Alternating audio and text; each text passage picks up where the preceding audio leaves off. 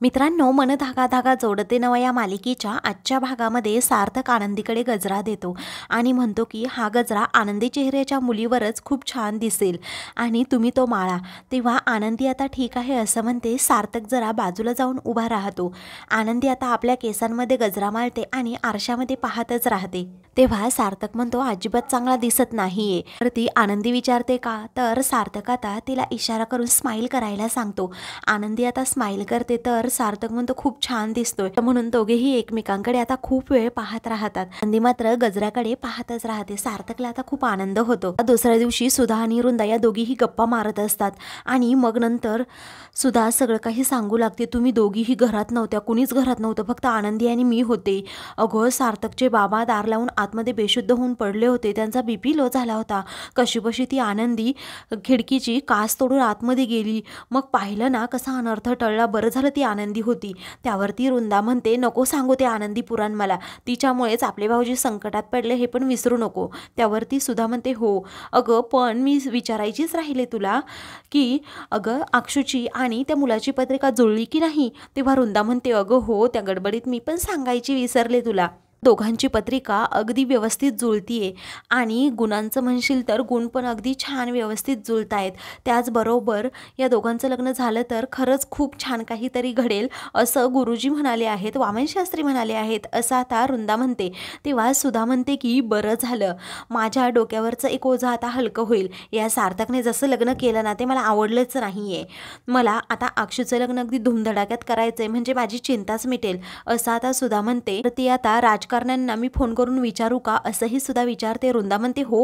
सुद्धा लगेच Mrs राजकारण्यांना call करून सगळे काही सांगते. मिसेस राजकारणे म्हणतात की ही सोयरीक जुळली तर खरंच खूप छान होईल. दोन मोठी घराणे एकत्र येतील. ज्या मुलीला तयार राहायला सांगा, आम्ही उद्या येतच आहोत तिला पाहायला.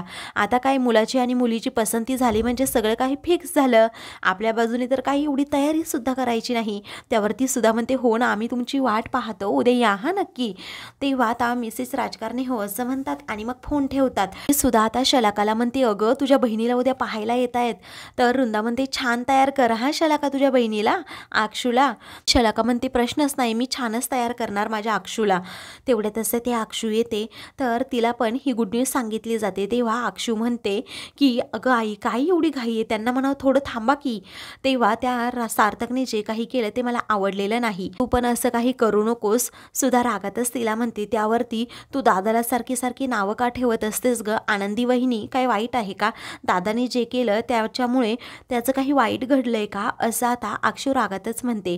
तेव्हा सुधा म्हणते म्हणजे तुला म्हणायचंय काय, तू सारखी त्या आनंदीची बाजू का घेतेस, तर आनंदी डिवोर्सी आहे असंही ती म्हणते. त्यावरती अक्षू रागातच म्हणते डिवोर्सी असली म्हणून तिला नव्याने संसार करायची संधी नाही देता येत का, आणि अगं ती डिवोर्सी असले ना तरीही तिचा स्वभाव किती चांगला आहे, तुला काही येत्या दिवसात समजेलच. तू आज पाहिलं ना तिने कसा आपल्या बाबांचा जीव वाचवला. हे अक्षूचं हे बोलणं ऐकताच सुधाला जरा धक्का बसतो. ती मनातल्या मनात विचार करू लागते अक्षू असं कधी बोलत नाही. त्यावरती वृंदा म्हणते त्या आनंदी बरोबर राहून आपली अक्षूसुद्धा तिचीच भाषा बोलायला लागलीये. आता आपण आणलेल्या स्थळाला ती नाकारतीये सार्थक सारखी. तेव्हा ही आनंदी घरात आल्यापासून या लोकांची मतीच भ्रष्ट झालीये असं वृंदा आता म्हणते. त्यावरती अक्षू म्हणते तुम्ही येऊन जाऊन सारखं का आनंदी वहिनीला मध्ये आणताय, मला लग्न करायचं आहे की नाही हा निर्णय सर्वस्वी माझा आहे. त्यावरती आता सुधा म्हणते नाही, हा निर्णय तुझा नसणार, हा निर्णय फक्त आणि फक्त माझाच असणार आहे. अगं वृंदा उद्याच्या लगेच तयारीला लाग असं सुद्धा स्पष्टपणे तिला म्हणते. त्यावरती अक्षू म्हणते आई पण. त्यावरती आता पुन्हा वृंदा म्हणते तू काळजी करू नको, राजकारणी घराणं आहे ते खूप मोठं घराणं आहे. त्यावरती अक्षू आता रागातच सेथून जाते. तेव्हा आता वृंदा म्हणते काय ग सुधा, ही उद्या पाहुण्यांसमोर उभी राहील ना. सुधा म्हणते पाहुण्यांसमोर काय, ती लग्न मंडपात सुद्धा उभी राहील, माझा शब्द तिला डावलता येणारच नाही असं म्हणून आता ती तेथून जाते. तेव्हा वृंदा आणि शलाका खूपच खुश होतात. त्यावरती शलाका म्हणते आता ज्वेलरी कमी किमतीमध्ये आपल्याला भेटणार. तेव्हा वृंदा म्हणते हो ना. तर आता दुसरीकडे लीना अण्णा आणि मालतीला म्हणते मला तुमच्याशी थोडं बोलायचंय. दोघेही म्हणतात हो बोल ना. त्यावरती लीना आता रडतच म्हणते आई आणि अण्णा तुम्हाला आमच्यामुळे खूप सहन करावं लागते, खूप त्रास होतोय ना. त्यावरती आता मालती म्हणते बाळा लीना तू असं बोलू नकोस, तू अगं आमची सून असली ना तरी ही मुलगीच आहेस आणि दुसरं कोणी असतं ना तुझ्या जागी तर एवढं सहन नसतं केलं. हे बोलले आहेत ना की सार्थक सरांबरोबर मनोजबद्दल आपण बोलूयात. मग तिकडून आल्यानंतर सप्तशृंगी आईची पण ओटी भरूयात, साकडं घालू की लवकर हे मनोजवरचं संकट दूर होऊ देत, ही गाठ लवकर सुटू देत. तेव्हा लीना आता ठीक आहे असं म्हणते. दुसरीकडे आनंदी आता झोपलेली असते. तिला जाग येते, डोळ्यावरचा मास्क ती काढते आणि सार्थक जवळ जाऊन उभी राहते. आता तिला सर्व गोष्टी आठवल्या. सार्थक सर माझ्यासाठी, माझ्या कुटुंबासाठी खूप काही करत आहेत. मला गजरा आणून देत आहेत, दिवाळी पाडव्याला मला गिफ्ट देत आहेत. ती मनातल्या मनात म्हणते, सार्थक सर मला माहिती आहे तुम्ही जे काही करताय ना ते तुमच्या मनात असणाऱ्या माझ्या प्रेमाविषयी, परंतु माझं प्रेम तुमच्यावर नसलं म्हणून काय झालं, आपल्या दोघांमध्ये मैत्री तर आहे ना. आणि तुम्ही जे काही करताय ना माझ्यासाठी त्याची परतफेड मी आयुष्यात कधीही करू शकत नाही. तेव्हा आनंदी आता लगेच ते विणकामाचं सामान घेते आणि म्हणते की मी पण तुमच्यासाठी काहीतरी आता सरप्राईज प्लॅन करणार आहे.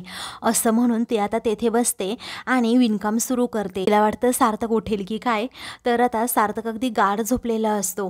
मग आता आनंदी स्वतःशीच हसते आणि म्हणते लपून छपून सार्थक सरांसाठी काहीतरी करतीये असं म्हणून तिला स्वतःच हसू येतं. दुसऱ्या दिवशी आता अण्णा हे मनोजला चहा देतात आणि म्हणतात रोज आईच्या हातचा, बायकोच्या हातचा चहा पितोस, आज माझ्या हातचा पी. तर ती आई कुठे गेली आहे असं मनोज विचारतो. अण्णा म्हणतात की ती बाहेर गेली.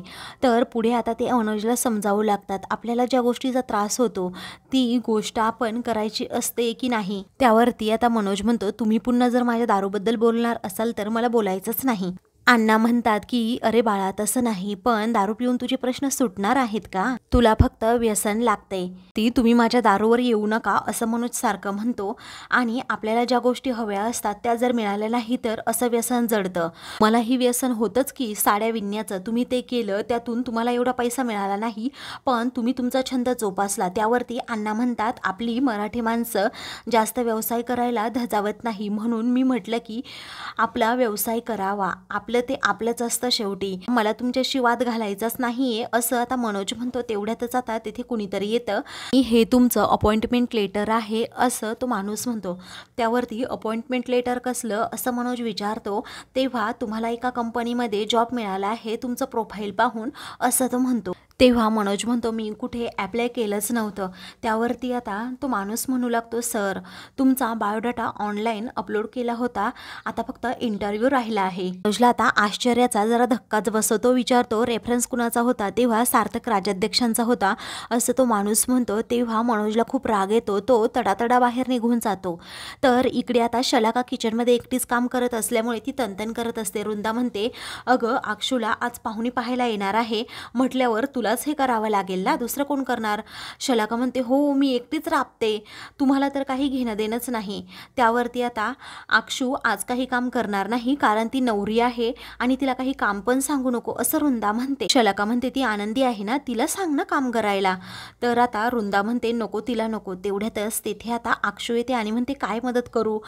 तेव्हा वृंदा हसतच म्हणते बाळा तू आज काहीही काम करायचं नाहीये, आज फक्त तू बेसनाचं पीठ लावून AC मध्ये बसायचंय. अगं आजकाल मुली किती नटतात, तेव्हा हे असलं करायची हिला काही गरज नाही कारण ती खूप सुंदर आहे असं सार्थक तेथे येत म्हणतो. आणि म्हणे त्या मुलाला चष्मा आहे त्याला दिसतच नाही, अक्षूने मेकअप नाही केला तरी बरंच आहे असं आता सार्थक म्हणतो. त्यावरती आता अक्षू म्हणते गप्प बस रे दादा.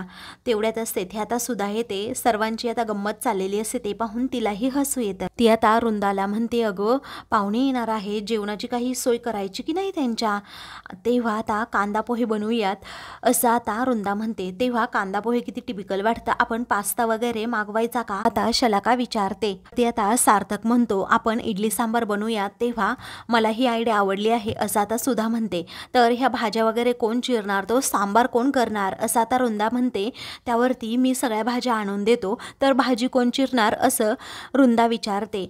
तेव्हा आता आनंदी तेथे येत म्हणते मी भाज्या चिरून देते. त्यावरती सुधा म्हणते नको काही गरज नाही. तेव्हा आनंदीला वाईट वाटतं. ती वृंदा म्हणते ती घरात राहते ना म्हटल्यावर तिला त्या भाज्या चिरू देत. त्यावरती आता सार्थक ठीक आहे असं म्हणतो. तेव्हा सर्वजण आता आपापल्या कामाला जातात तर आनंदीला खूप आनंद होतो. तर आता मित्रांनो पुढील भागामध्ये मनोज हा दारू पिलेला असतो. तो सार्थकला म्हणतो तुला काय गरज होती मला नवीन जॉब शोधण्याची.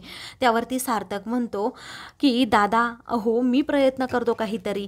तेव्हा तुझी हिंमतच कशी झाली असं म्हणून मनोज आता त्याच्यावर हात उचलणार असतो. तेवढ्यातच आनंदी तेथे येते. मनोजचा हात पकडत म्हणते, तुझा राग फक्त माझ्यावर काढ, माझ्या माणसांवर नाही, आणि यांचा अपमान मी सहन करू शकत नाही. तेव्हा आता सार्थकला खूप आनंद होतो. अशाच मालिकेंचे पुढील भाग पाहण्यासाठी चॅनलला सबस्क्राईब